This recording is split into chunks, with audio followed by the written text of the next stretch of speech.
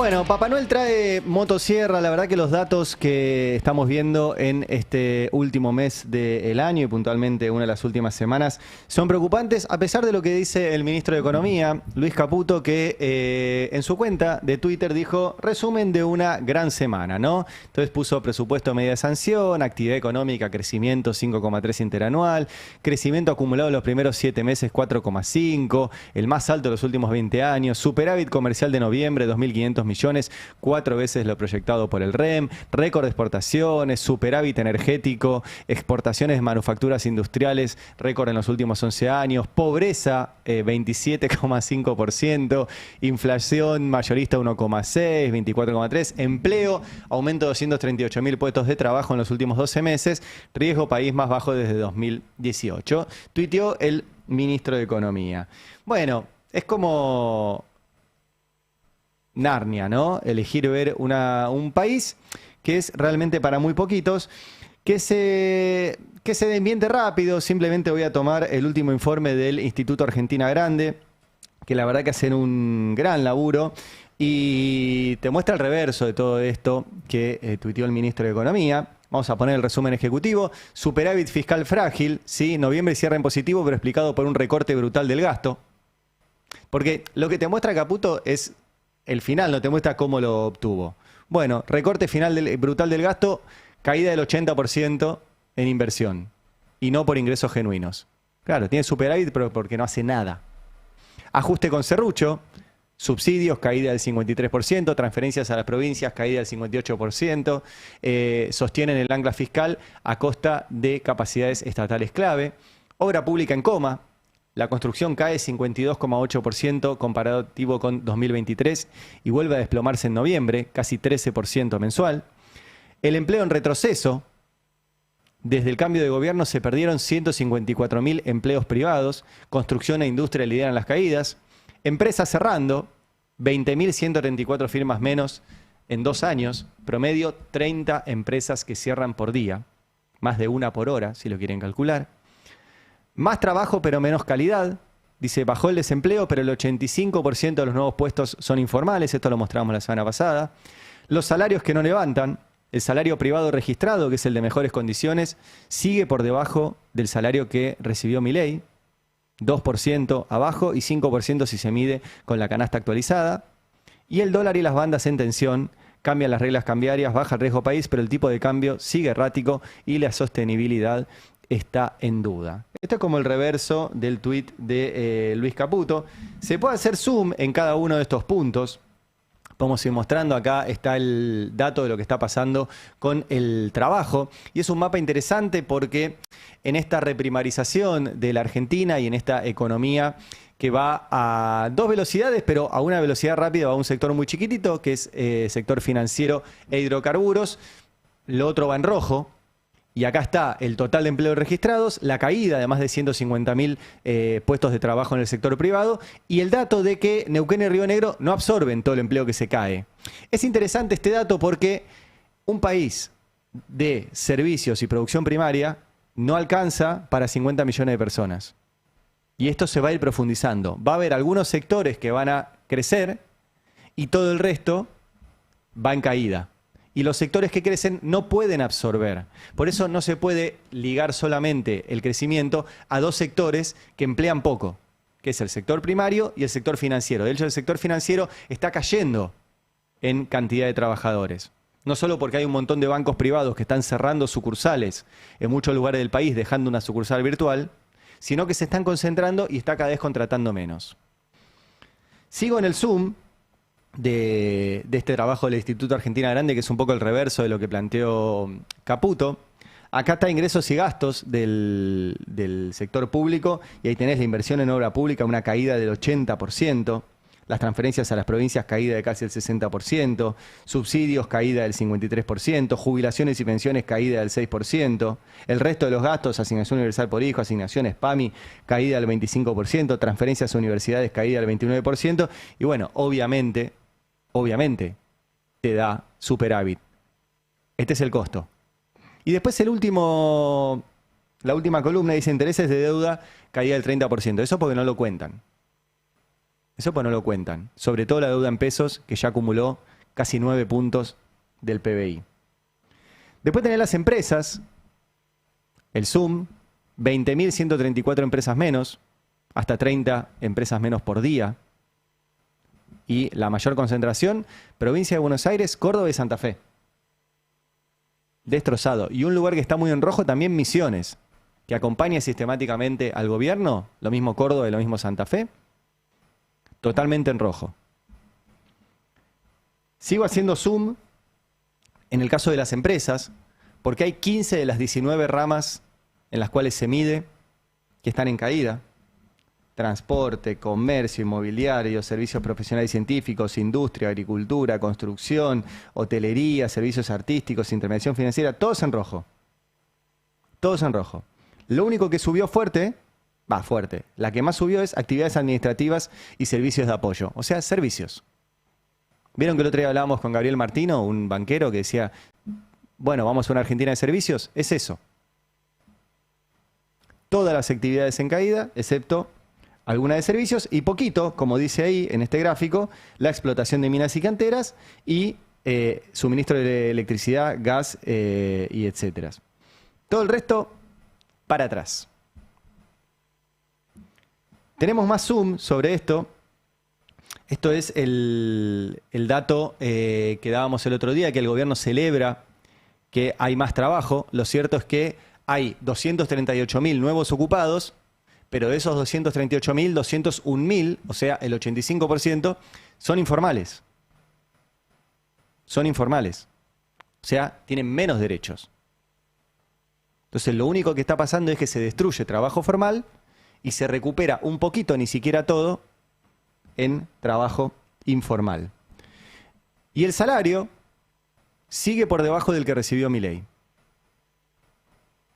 Este es el sector privado registrado, que somos los trabajadores, yo estoy sector privado registrado, somos los trabajadores que tenemos en general mejores condiciones.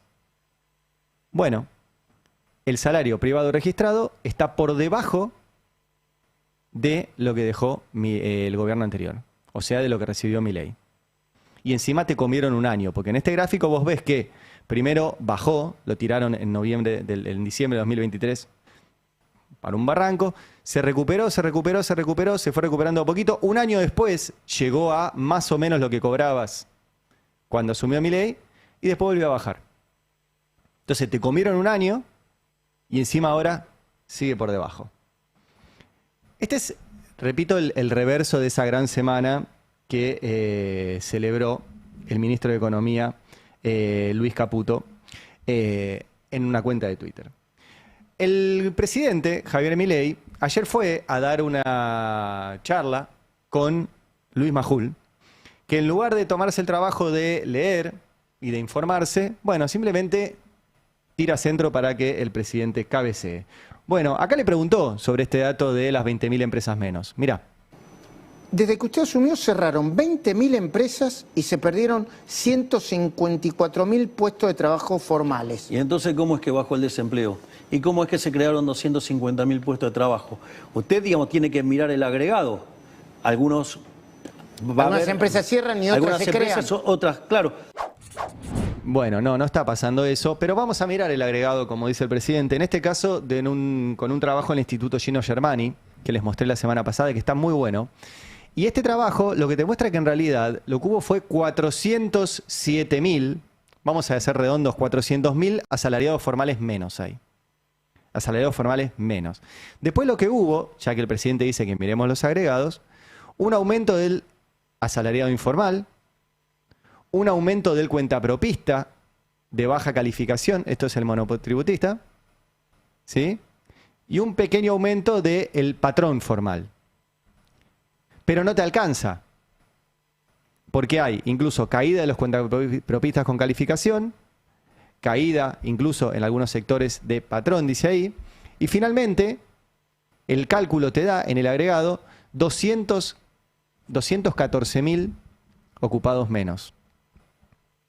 Entonces no es que se destruya en un lado pero se crea en el otro, no alcanza lo que se crea para tapar lo que se destruye. El resultado es negativo. El resultado es negativo. Y también es negativo los salarios. En este mismo informe del Instituto Argentina Grande, te muestra que 72% de los ocupados tienen ingresos menores a 1 millón de pesos. 7 de cada 10 argentinos cobran menos de 1 millón de pesos. La canasta de pobreza está en 1.300.000. Con suerte, si hay una familia con 2 adultos que ganen un palo, están ahí raspando, porque recuerden que la canasta es 1.300.000 más alquiler. Tenés que alquilar, ya estás abajo de la línea de la pobreza. Y rezá que no se te rompa el alternador o la heladera, porque ahí ya al fondo. Ayer le preguntaron a Milei también sobre esto, sobre la baja del consumo. A ver qué dijo. ¿Cómo lo explica? Porque por un lado la gente dice, bueno, hay restricción del consumo, se consume cada vez menos. A ver, se consume cada vez menos y estamos en máximos históricos de consumo. Es el máximo de los últimos 8 años. ¿Usted prefiere decir que está cambiando la matriz del consumo? Está cambiando la forma en la cual consumen las personas. Que hoy se pagan tarifas y lo pagan, se endeudan en algunos casos. No, pero a ver. Y electrodomésticos están un poco más baratos. De vuelta, la forma en la cual se financia, usted es... No, que no confunda. Claro, no nos confundamos. Diga que yo estoy confundido, no hay problema. Pero de vuelta, si van a seguir haciendo los análisis sobre canales de venta que fueron modificándose, a ver, ¿por qué no se fijan, digamos, cómo evoluciona el comercio digital? ¿Por qué no miran los balances de Mercado Libre a ver cómo está funcionando el consumo? Entonces, me parece que es no entender que la economía ha cambiado, la forma en la cual las personas consumen cambiaron y que algunos indicadores que se usaban ahora dejaron de ser relevantes y juegan otros indicadores. Ok. Bueno, según el presidente, el tema es que medimos mal y se compra más por Mercado Libre. Bueno, efectivamente se compra más por Mercado Libre. Ha crecido la venta a través de esa plataforma. No es la más representativa. Sobre todo en consumos importantes como es alimentos. Efectivamente crece el comercio a través de plataformas, más allá de las discusiones que tenemos sobre cómo tiene que existir, dónde tiene que tributar, etcétera. Mercado Libre es un buen sistema, es un buen producto, efectivamente funciona y muchísima gente lo utiliza para comprar, para vender y en todo caso dejo la discusión en el corchito para otro día respecto a las comisiones que te cobra y todo eso. Ahora, el dato que nosotros lo venimos remarcando es la caída de ventas, por ejemplo, en autoservicios mayoristas. Que lo que refleja es que en los autoservicios minoristas, que es donde compra la enorme mayoría de la población en el almacén, en el supermercado de barrio, y esos almacenes y supermercados de barrio no le pueden comprar la comida directo al fabricante de comida. Van y compran en el mayorista. Se llevan en cantidad y después le ponen su margen de ganancia. Cuando baja la venta en el autoservicio mayorista, significa que bajó la venta en el minorista. O sea que estamos comprando menos comida. Y no compras comida por Mercado Libre. Nadie compra fideos por Mercado Libre. O sea, esos son los datos que dan una baja de consumo que es brutal en casi todas las áreas. En alimentos, en medicamentos, en un montón de productos de nuestra vida cotidiana. Y esto te agarran el datito, bueno, se vendieron más lavarropas. Que encima ni siquiera porque cerró la fábrica de Whirlpool que producía los lavarropas acá. En este contexto, repito, de baja de consumo, de un país que no anda y que te lo van a querer vender como que anda todo fenómeno, es que el gobierno quiere hacer una reforma de regresión laboral, que ahora la postergó para febrero, según Patricia Bullrich, porque los senadores no habían terminado de leer los 198 artículos. Nada. Pero ayer le preguntaron a Milei sobre este proyecto. Vamos a escucharlo. La modernización laboral que nosotros proponemos no le quita derechos a nadie, le da derechos. Y además hay incentivos para las empresas para que formalicen a los trabajadores. ¿Y por qué cree que hay además incentivos? ¿Por qué cree que dice que no, que el mercado de trabajo le quita los derechos a los trabajadores, que van a limitar las indemnizaciones, que va a haber horas extra por todos lados? A ver, digamos, cuando usted avance en este tipo de cuestiones, claramente va a estar tocando intereses. Uno de los grandes problemas que tiene Argentina son las indemnizaciones, que están absolutamente desatinadas. Bueno, voy a aclarar varias cosas, después lo vamos a ampliar, pero las indemnizaciones no son desatinadas, son lo que dice la ley. De hecho, Milei en esa misma entrevista dijo que no va a cambiar la forma en la cual se calculan las indemnizaciones, que hay algunos cálculos vinculados a los honorarios de los abogados y a las costas, etcétera. Pero está esta contradicción de la industria del juicio, etcétera. Yo no quiero criticar al que cobró un juicio laboral porque es su derecho. La verdad que es su derecho.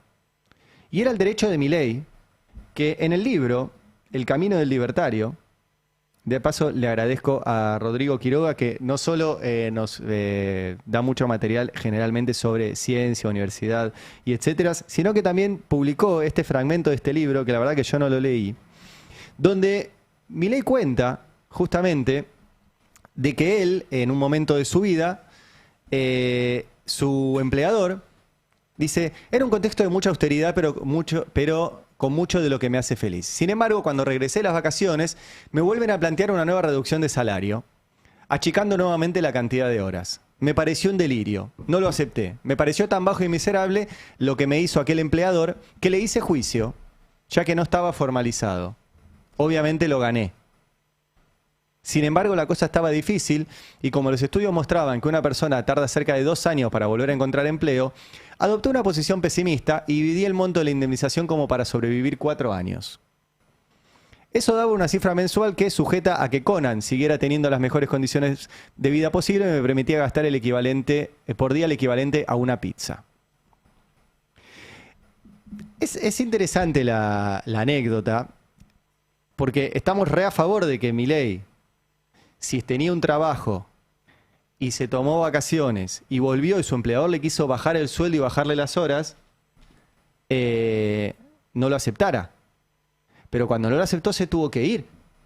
Y le hizo un juicio porque no estaba registrado. Que es justamente todo lo que quieren eliminar. Y en ese juicio seguramente habrá cobrado un extra por la multa porque su empleador no lo tenía registrado. Debe ser lo que le habrá permitido vivir 4 años. 4 años, dijo, que calculó que podía vivir. Y esa multa la eliminaron ahora. Eliminaron la multa y ahora quieren que encima eso ni siquiera lo pague el empleador. Yo repito, para mí no es tan interesante ver la contradicción, porque si no estaríamos diciendo estuvo mal. No estuvo bien que Milei le hiciera juicio a este señor que un día llegó y le dijo, ahora vas a trabajar menos horas y te voy a pagar menos. ¿Sabes por qué estuvo bien? Porque Milei está proponiendo que todos puedan hacer eso sin ningún costo. El banco de horas que proponen es eso. Ahora el empleador va a manejar tus horas y el salario va a ser dinámico. Entonces un día llegás y cobras menos, y laburás menos, o laburás más, o no importa. Todo lo va a manejar el empleador. Bueno, él contó que le pasó esto, le hizo un juicio y lo ganó, y me parece muy bien que lo haya ganado. Porque lo tenían que tener registrado como corresponde a Milei cuando trabajaba en el sector privado. Ahora quiero leerles y compartir una entrevista que dio ayer Julio Cordero en el diario La Nación. La verdad que fue muy buena la entrevista, la hace Nicolás Balinotti. El título es buenísimo. ¿Habrá financiamiento para las desvinculaciones? Es mortal el título porque lo que yo de verdad, yo hablo con muchos empresarios y tienen un montón de cosas que mejorar y criticar y re vale la pena, y sobre todo hablar con los pymes, incluso con los grandes. Yo también hablo con empresarios grandes y me dicen que esto no tiene nada que ver con lo que necesitan. Lo que necesitan efectivamente es financiamiento para crecer. Crédito productivo, crédito para comprar máquinas, aportes no reembolsables como había durante el gobierno anterior para producir más. Había una política muy interesante, esto lo cuenta muy bien Pablo Berkovich, lo ha contado acá y ahora sacó un libro también donde cuenta toda esa experiencia. Él fue subsecretario PYME. Había aportes no reembolsables. ¿Qué era eso? El Estado le daba plata a una empresa y le decía, yo te doy esta plata. Ahora, vos me tenés que... Esta plata no me la devuelvas, pero no me la devolvés si producís más y me demostrás que contrataste más y produjiste más. Si me demostrás eso, no me la devuelvas. ¿Por qué? Porque me vuelve por otro lado. Me vuelve por aportes de los trabajadores, por movimiento económico, por exportaciones. Al Estado le sirve eso, que se produzca más. Es financiamiento para eso. Y faltaba un montón, ¿eh? La verdad que una de las grandes críticas que hay para hacerle al modelo económico, no a este, al anterior, es faltaba más crédito todavía para el sector privado. Más, mucho más. Es bajo el crédito productivo. De hecho, hay una ley, que es la ley de entidades financieras, que en su momento Carlos Heller había propuesto cambiarla por una ley de crédito productivo. Entonces el sujeto ya no era la entidad financiera, sino era el crédito productivo. ¿Vieron cómo cambia la noción cuando le cambias? Bueno, acá titula Julio Cordero, el título de la nota, ¿habrá financiamiento para las desvinculaciones? Financiar despidos. El Estado va a financiar despidos. Lo dice el secretario de Trabajo. Es muy impresionante. Y quiero leer varios fragmentos de la nota porque habla mucho de todo esto. Por ejemplo, le pregunta el periodista, tengo entendido que también ayudaron a redactar la ley estudios jurídicos privados. El de Julián de Diego, Bruchou Funes de Rioja. Le pregunta el periodista. Contesta Julio Cordero, esos estudios, pero también estudios vinculados al sindicalismo, colaboraron con propuestas. Mandaban propuestas y nosotros las revisábamos. Hubo una colaboración en el periodo de tomar la información. Ellos saben qué pasa en los tribunales. Pero nunca qué pasa en la fábrica, nunca qué pasa en el lugar de trabajo. Y le pregunta el periodista, ¿no cree que puede haber algún conflicto de interés entre esos estudios y que la ley después se termine beneficiando a alguno de sus clientes?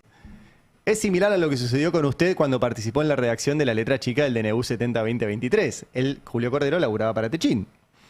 Dice, desconozco la intención de estos estudios. No creo que su intención haya sido beneficiar a algún cliente en particular. Pero sí dieron su visión de los problemas cotidianos de sus clientes. Cuando yo colaboraba, nunca pensé en ser funcionario. Las personas y las empresas para las que yo trabajaba no sabían por qué lo hacía en mi tiempo libre. Es decir que no lo está haciendo ahora, pero este toman por boludo. O sea, vos me querés decir que este señor que laburaba para Paolo Roca iba al Congreso sin la autorización de Paolo Roca a decir su opinión, que no fue autorizado por Paolo Roca para integrar el gobierno de Milei y que los estudios de abogados que representan a las empresas no quieren meter la cuchara para beneficiar a las empresas que tienen como clientes. ¿En serio? Lo interesante es que acaba de reconocer que la letra de la reforma laboral la escribieron los estudios patronalistas, que son los estudios que hacen el derecho laboral al revés para las empresas. Lo reconoció ayer Julio Cordero. ¿Qué más podemos compartir de la entrevista? Dice, los senadores en la comisión, le pregunta al periodista, manifestaron sus dudas por el Fondo de Asistencia Laboral. FAL, ¿cómo va a funcionar? ¿Reemplaza el fondo de cese impulsado en la ley Bases? Contesta Julio Cordero. El fondo de cese de la ley Bases tiene una característica de libertad muy amplia. Federico Sturzenegger piensa que es lo suficiente atractivo y creía que todos lo adoptarían. Y el periodista le pregunta, tan atractivo no fue, porque en más de un año ningún sector lo adoptó. y contesta Julio Cordero, ninguno se sentó a negociarlo de manera atractiva como quería Federico. ¿Por qué no era atractivo? Porque el fondo de cese lo tenían que pagar los empresarios. Era de tu masa laboral, tenías que poner un porcentaje extra, guardadito, y una vez que empezaras a despedir, usaras eso que habías puesto vos como empresario. Claro, el empresario dijo, ¿por qué la tengo que poner yo? Que la ponga otro. Bueno, ¿quién la pone? Bueno, la va a poner el Estado, como dijo en el título de la nota, va a haber financiamiento para indemnizaciones. Porque el párrafo siguiente explica el FAL, el Fondo de Asistencia Laboral. Dice, ¿y el FAL cómo va a funcionar? ¿Es como una FJP? Le pregunta el periodista. ¿El Estado financia los despidos del sector privado? Pregunta el periodista. Muy buenas preguntas, ¿eh? Contesta Julio Cordero. Había temor a volver a las FJP. Esta reforma es novedosa, no tiene nada del pasado. Las jubilaciones y las pensiones, esta frase me parece muy dura. Las jubilaciones y las pensiones ya no pueden ser más financiadas por el trabajo activo. Hago un punto ahí. ¿Qué es esto? Cuando hablamos de la pirámide laboral. Los trabajadores de hoy, con nuestros aportes, sostenemos a los jubilados de hoy. Como hay más trabajadores que jubilados, aportamos un pedazo de nuestra jubilación que, sumado a otros impuestos, conforma las jubilaciones. El tema es que los que aportamos somos los trabajadores registrados. como la mitad están sin registrar y eso va empeorando, de hecho el dato de la última semana es que el 85% de los nuevos trabajos que se crearon este año son informales, por ende no están aportando. Hace que esa pirámide, en vez de ser una base más amplia que la punta, pase a ser una torre, donde la base va a ser más parecida a la punta. Bueno, evidentemente no puede financiarse así. Ahora, la solución que encuentran estos muchachos, en vez de reconocer que están destruyendo trabajo y si destruyen trabajo no se va a poder financiar y si vamos a un país primario y de servicios va a haber menos trabajo, no. Acá te reconocen que no van a ese país. Van a un país con menos trabajo, por eso no se va a poder financiar. Y dice, sigo leyendo la respuesta de Julio Cordero, se busca que sean financiadas con otras cosas. Como cada vez se prolonga más la vida y hay más natalidad, es necesario explorar cómo sostener el sistema. El financiamiento necesita de diversas fuentes. En el pasado se subieron 3 puntos del IVA, del 18 al 21%, para eliminar o bajar las contribuciones patronales. Después volvieron a subir. Ahora se definió, escuchen ahora que viene lo interesante, devolverles a los empleadores ese porcentaje que venían aportando y que generaba una carga muy fuerte en el contrato de trabajo. Las cargas son muy superiores a los otros países de la región. Se busca beneficiar a los empleadores, pero también a los trabajadores sin tocar el equilibrio fiscal. ¿Cuál es la parte de los trabajadores? Por eso se pensó en este fondo, porque uno de los pedidos era que bajen las indemnizaciones. En vez de devolverles el dinero a los empleadores y que se lo gasten en cualquier cosa, se decidió crear ese fondo que no es más que una obligación, porque si no se cumple, el 3% va al sistema previsional. Es una obligación conveniente porque estás creando un fondo que te cubre para las indemnizaciones. O sea, la pregunta que le hace el periodista efectivamente es así. El Estado financia los despidos del sector privado. Porque si ese dinero tenía que ir al sistema previsional, que paga jubilaciones, y ahora va a ir a un banco o a una financiera, que va a hacer negocio con eso, que encima se va a quedar una comisión, que no vaya a ser que sea de ellos mismos. Porque acá empieza la joda. Cuando le preguntan a la CFJP, acá empieza la joda. ¿Qué puede hacer un empresario grande? Puede ser accionista de un banco o una financiera. La ley le permite elegir a qué banco y a qué financiera le va a dar ese 3%. Entonces puede darle dinero que iba a ir al Estado a una empresa de la que es accionista. Vieron que es todo un negocio. Pero encima, ese fondo es el que va a pagar las indemnizaciones con plata que tenía que ir a pagar jubilaciones. O sea que al final lo paga el Estado. Tremendo es. Y te lo dicen así, pero sin ningún tipo de pudor. ¿Tenemos alguna más de la entrevista de este muchacho? Sí. Esta es interesante, nos resulta interesante porque es la nuestra. ¿Por qué se busca derogar el estatuto del periodista? Le pregunta el periodista. ¿Por el refuerzo que establece en el caso de indemnización? Y dice, los periodistas que ya están continúan con todos sus derechos. Te la debo esa, el 70% de los periodistas hoy está por debajo de la línea de la pobreza. Pero bueno, lo que se está viendo en el sector es que no había incorporaciones nuevas bajo el esquema de ese estatuto que había quedado antiguo. No es por el refuerzo de la indemnización. Genial, entonces van a eliminar todos los derechos de los trabajadores, en este caso nuestros, de los periodistas, para ver si las empresas periodísticas contratan a alguien. Vengo del futuro, amiguitos, no va a pasar. Una más. Le pregunta al periodista, se incrementa el periodo de prueba del personal de casas particulares de 1 a 6 meses. ¿Por qué? Respuesta de Julio Cordero. Permitir un mayor periodo de prueba hace que pueda emplearse a la persona. Esa es toda la respuesta. Para las miles y miles y miles de mujeres, digo mujeres porque la enorme mayoría de las trabajadoras de casas particulares son mujeres, 6 meses, el proyecto de ley establece además que no tiene que haber preaviso frente al despido, o sea que la pueden tener 6 meses laburando y rajarla, sin indemnización, sin nada. Y la respuesta es porque sí. Porque sí. Bueno, esta fue la entrevista ayer de Julio Cordero, ayer en el diario La Nación. Imperdible la cantidad de confesiones que da. Quiero ir, porque por ahí se nos extendió un poco. Milei habló ayer del presupuesto, también dijo que finalmente no va a vetar si sale como estaba, como salió de diputados, sin romper la ley de financiamiento universitario y la emergencia en discapacidad. Igualmente no las respeta, pero quiero ir también a otra parte que dijo Milei ayer, que es cuando habla de españuelo.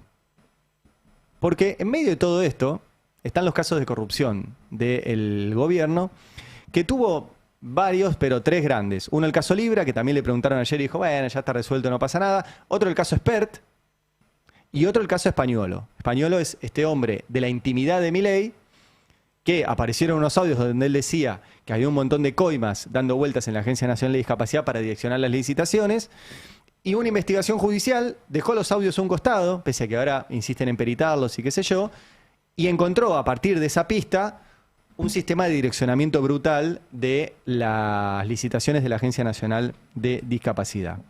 Bueno, le preguntaron al presidente sobre esto y esta fue su respuesta. ¿El caso de Españuelo? Bueno, fíjese, digamos, que el propio Españuelo dice que son falsos. Y de hecho ya la causa va por otro lado, digamos, porque además hay un problema, y claro, que además no tiene los crudos. Esto es de una gravedad enorme. Bueno, la gravedad es enorme porque lo que sucedió es que a varios funcionarios de la Agencia Nacional de Discapacidad y a varios funcionarios del Ministerio de Economía los encontraron haciendo una cantidad de chanchadas fenomenal. Fenomenal. E incluso a uno de ellos, Ornella Calvete, funcionaria del Ministerio de Economía de Caputo, la encontraron con $700.000 en la casa que no podía explicar. Y fue a declarar el otro día, y escuchen lo que dijo a la salida de Comodoro Pi. ¿Tienes algo para decir? Un montón de cosas.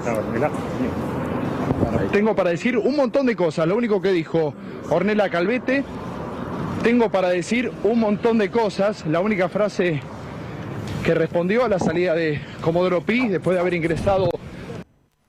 Bueno, un montón de cosas tiene esta funcionaria, repito, Ornella Calvete, $700.000 tenía en su casa. Es la hija de Miguel Ángel Calvete, que según la investigación del fiscal Franco Picardi, fue el que organizó toda esta matufia alrededor de los medicamentos y las cosas que necesitan las personas con discapacidad, y que estaban a cargo de Diego Españuelo, un íntimo de Javier Milei. Esa investigación va a seguir. Hay un intento ya de Comodoro Pi de torcerla, de decir que los audios eran truchos, que están editados, etcétera.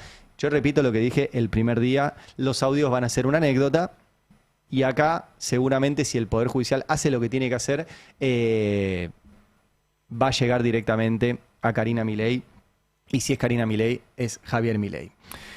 Quiero poner una parte más de la charla de Majul ayer con Milei, porque uno de los temas importantes de estos días va a ser el pago que tiene que hacer la Argentina de $4.300 millones en enero. Y le preguntó sobre esto y vamos a escuchar la respuesta del presidente. Presidente, ¿tiene el Tesoro la plata para pagar el próximo 9 de enero el nuevo vencimiento de deuda de 4.300 millones de dólares. ¿Tiene el dinero? Nosotros vamos a pagar. Digamos, hay distintas alternativas, o sea, ya tenemos gran parte del cash y también tenemos opciones abiertas de financiamiento. Para que más o menos se dé una idea, solo de ofertas de ripo por parte de bancos recibimos $7.000 millones de dólares. Así es que estamos tranquilos. Sí. Ok. Esto es economía, así que le voy a pedir paciencia. Bueno, mirá si tuviera un periodista enfrente. ¿En qué condiciones esos $7.000 millones de dólares que te ofrecieron los bancos, Javier? ¿A cambio de qué? Ayer publicó Carlos Burgueño, un colega que conoce mucho de este mundillo financiero, y dijo que el bono en dólares que sacó el gobierno hace unos días, ¿se acuerdan que celebró como la vuelta a los mercados? Que en realidad no volvió a ningún mercado. Fue un bono bajo ley argentina, no consiguió $1.000 millones de dólares, consiguió $910 millones de dólares, no consiguió una tasa bajo el 9%, la consiguió arriba del 9% y no le alcanza esa plata. Publicó Carlos Burgueño que puede ser que utilicen ese bono como garantía para el préstamo que le hagan los bancos. De vuelta, ¿a cambio de qué? ¿A qué tasa te van a prestar los bancos? ¿Qué bancos? ¿Con quién estás negociando? Porque los dueños hoy de los principales lugares de decisión de la Argentina son todos tipos de JP Morgan. Y esto me hizo acordar a un tuit de Pablo Quirno, cuando era secretario de Finanzas, ahora es el canciller, que tenía que ver justamente con esto. Este tuit es del 20 de octubre. Y présteme atención porque está muy vinculado también al presupuesto que se vota en estos días y a un informe que ahora les voy a mostrar de cómo están desfinanciando la educación. Y vos me dirás, ¿por qué juntás todo? Esto es lo que se llama hacer periodismo. Juntar cosas que parecen sueltas, compartimientos estancos y que están vinculadas. Quirno, que era el secretario de Finanzas, o sea, el responsable de la deuda, y ahora es el canciller de la Argentina, ¿sí? Tuiteó el 20 de octubre. La Secretaría de Finanzas anuncia que ha comenzado las tratativas para llevar adelante una operación de recompra de deuda soberana destinada a reducir el costo de financiamiento del país y fortalecer la inversión en educación. ¿Se acuerdan? ¿No? Tuit del secretario de Finanzas, hoy canciller. Dice, esta operación, comúnmente llamada, esto es hermoso, deuda por educación, consiste en recomprar deuda soberana argentina en el mercado y reemplazarla por financiamiento a tasas más bajas gracias al apoyo de agencias y organismos multilaterales. Frase clave esta que voy a leer ahora.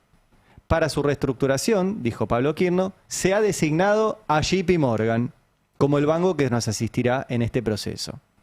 Y dice, los ahorros generados por esta operación serán destinados a consolidar la inversión educativa de largo plazo, reafirmando el compromiso del gobierno con el desarrollo del capital humano y el futuro de los argentinos.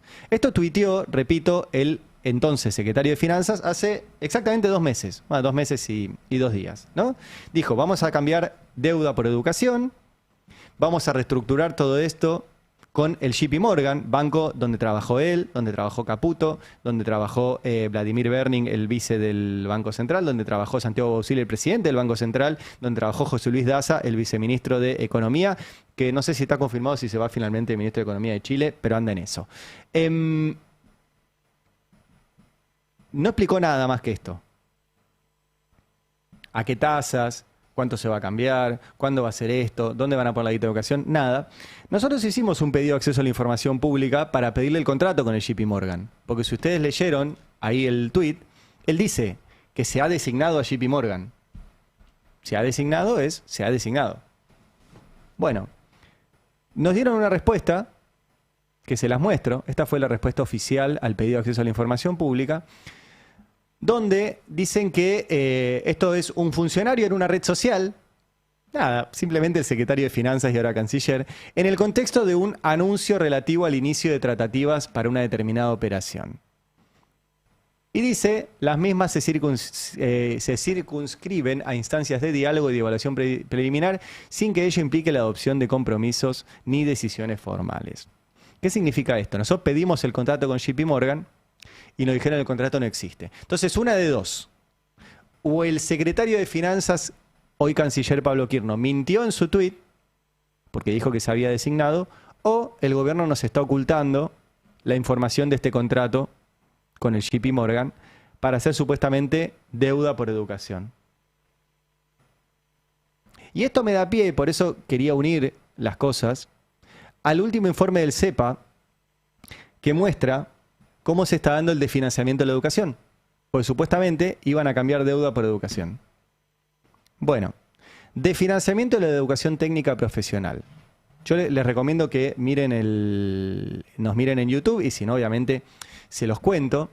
Y está bueno porque el cruce que hace el CEPA es lo ejecutado en 2023 contra lo proyectado en 2026. Bueno, Fondo Nacional para la Educación Técnico Profesional, caída del 93% respecto de 2023. Y caídas del 62 y del 67% respecto del 2024 y 2025. Ejecutado contra proyectado. 160.000 millones de pesos en 2023, 11.000 proyectado 2026. ¿Qué más? De financiamiento de la educación y la ciencia y la tecnología. Esto es la función educación y cultura. Ejecutado 2023, tiene una caída contra lo proyectado 2026 del 47%. 47% de caída. 14 mil millones, no importa, póngale 14 millones contra 7. O sea, la mitad. La mitad. La misma suerte, dice este informe del CEPA, corren las universidades nacionales cuyo presupuesto muestra una caída real del 33,8% contra el ejecutado en 2023, profundizando el ajuste en todo el sistema educativo. Tenemos también educación superior. Estas universidades nacionales, acá el detalle, de 7.000 millones a 4,8. Una caída del 33,8% entre lo ejecutado en 2023 y lo proyectado para 2026.